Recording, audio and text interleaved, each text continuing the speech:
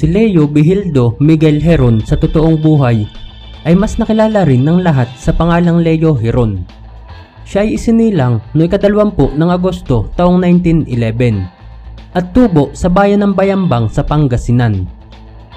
Ang batang si Heron ay maagang naging biktima ng pambubuli ng kapwa niya at mas malalaking mga kabataan sa kanilang lugar. Dahil sa kaapihang inaabot, inisip niya na kung may mapapabagsak lang siya kahit isa sa mga bully na ito ay siguradong iiwasan na siya ng iba pa. Kaya't noong taong 1920, sa murang edad niyang 9 taong gulang lamang ay nagsimula na siyang magsanay at pag-aralan ang Filipino martial arts na Arnis Eskrima. Nakasabay niyang nagsanay si Proctuso Hunyo sa ilalim ng gabay ng tiyuhin nito na di kalayuan sa kanilang bayan. At siya ang naging unang guro ni Leon Heron. Si Heron